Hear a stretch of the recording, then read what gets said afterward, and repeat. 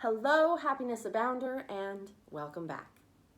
So today I want to continue our chat all about the 5 relationships that have the biggest impact on your happiness. So if you recall, we have spoken about your partner / spouse, your, I want to say immediate family, not your kids or your partner, but like your parents and siblings and cousins if you're close enough there. Then we've spoken about yesterday the relationship with your best friend and how that can impact your happiness. And today I want to talk about your relationship with coworkers.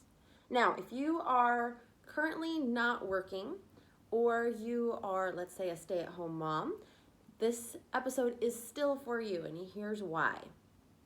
You will have a community of people that you quote-unquote work with. And what I mean by that is that I'm assuming, because again, I don't have children, but if you are a stay-at-home mom, you have a community in the neighborhood that your kids have playdates with, and you go and you engage with those other parents. You may have children in school, and maybe you're part of the PTA, and you go and you engage with those other people who are volunteering on the PTA. You may be a member of a community and be in a very much in a space where you like to volunteer for, here in the United States, it's canvassing political voting time, and so people will volunteer and they'll go canvass neighborhoods to encourage people to vote. Either way, that at some point there is something in your life where you are working with other people, right? You are either taking direction from some people, or you are providing direction to people, or you're working collaboratively on an even plane with people. That is somewhere in your life. So when I use the phrase coworkers, if coworkers in a traditional like corporate job setting sense does not apply to you, then consider the other communities you are a part of and the things that you work together to accomplish. If you're working together with people to accomplish something, they can be considered your coworkers. Now, if you are an individual business owner without coworkers, you are still going to have some semblance of this. Whether it's, oh yeah, I work closely with my print shop so that I can get my business cards, my leaflets, my materials printed. I work closely with people who are at event centers so that my events are running smoothly when I go and I speak. I work closely with my vendors who provide my ingredients for my baking company. Whatever it is, there are coworkers that you work with to get a job done. So consider that. Now, how does that relate to our happiness? How many times have you been frustrated because you rely on someone, they're a coworker in a way, you rely on someone and they don't do it in a timely manner, they don't do it in a correct manner, or they don't do it at all? Yeah, raising my hand over here, I've had that happen a lot, and that can be incredibly frustrating. And hello can impact our happiness. So that's the first component of this, is that it's very hard for us as individuals to work with other people when other people aren't meeting our expectations. Granted, I think there's things we can do to look at what we could do better. I'm not saying go out to them and be like, you're the problem, get it fixed. But what I'm saying is, oh, was I clear enough in my expectations? Am I speaking a language that they're understanding? AKA, hey, I need it by this time. I'd like to approve it by this time so we don't miss the deadlines. Is that possible? Instead of just saying I need it by this time. And not asking if it's possible. Not setting up preliminary timelines as well. There's so many facets of how we can tweak our communication to better communicate and collaborate with our coworkers. That's the first thing. If you're struggling with a coworker, you find yourself frustrated because of the lack of a coworker or the work that they're doing, that can impact your happiness. I want you to evaluate what you can do to change things. You can also sit down and have a conversation with this individual. Be like, hey, I've been really frustrated lately because X, Y, and Z. Not because you did X, Y, Z, but because we missed this timeline here. I feel like I didn't quite get what I needed here, and this and this and this happened.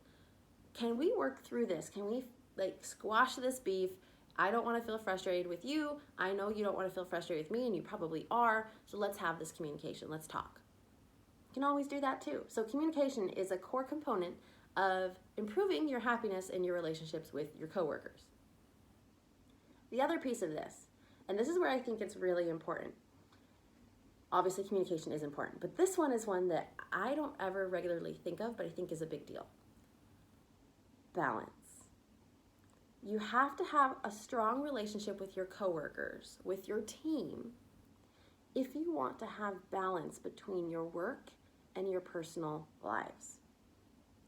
If you don't have a good team, if you can't delegate, if you can't trust them, if they can't get things done without you holding their hand, at that point, you're doing all the work plus having the frustration and headache of quote unquote leading a team, because you're not leading if you're doing all the work, and you're frustrated and upset and it's impacting your happiness. And of course that's bleeding over to your personal life, so it's impacting the happiness of your family, and it ripple effects from there. So I want you to look at your balance you have with your coworkers. Now again, if you're in like a corporate job, can you rely and trust on your coworkers? And how can you communicate so you can get to a point that you can if you are not currently in that space? How can you look at your trust levels across your vendors if you're a business owner? How can you look at your trust levels and rely on and have help and balance from the other moms in the play group? I shouldn't say moms, the other parents in the play group, right? How do you find that balance in those relationships through communication so that you can be happier, you're not frustrated all the time, and you're not feeling like you're constantly compromising your work and your family, or compromising your family and a need to breathe and take care of yourself? So that's the next thing. And then I also want to talk about like straight up a team. Do you have a team around you? A team of coworkers that you can lean into. I don't mean like lean in too hard, but I mean, hey, I trust you to do this. Just, you got it handled. I'm not worried about it. Coaching and training so that they can take over things for you and do it in a way that resonates with them, but still gets the job done. It may not be the way you would have done it, but that doesn't mean it's necessarily wrong either. Many of you know I have been in Scotland for the last week. I am here for 4 weeks more, and I lead teams at work.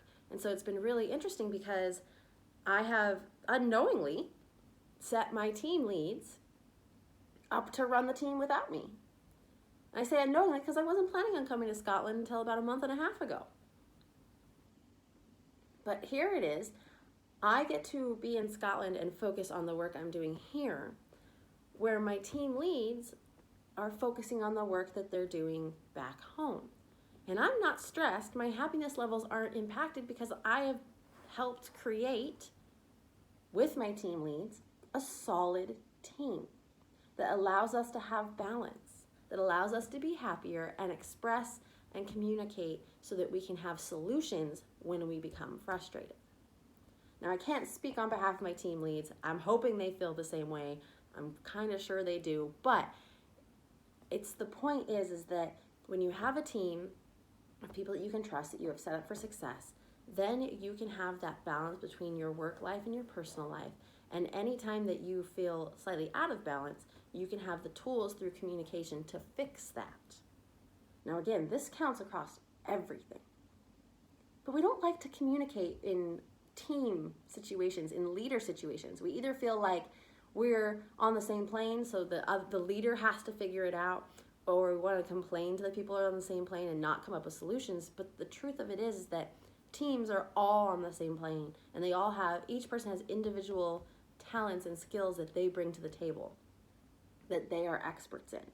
And so if we all want to be happier in our coworker relationships, in our business life relationships, it takes communication, balance, and a strong team. And of course, through balance, I mean being able to have a strong team so that you guys can share the load, but also trust each other so you don't have to be working late and they don't have to be working late.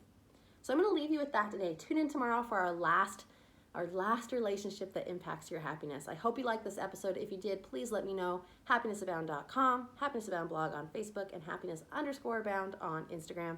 I would love to hear from you. With that said, I hope you have a wonderful day. And remember, you are capable of happiness abound.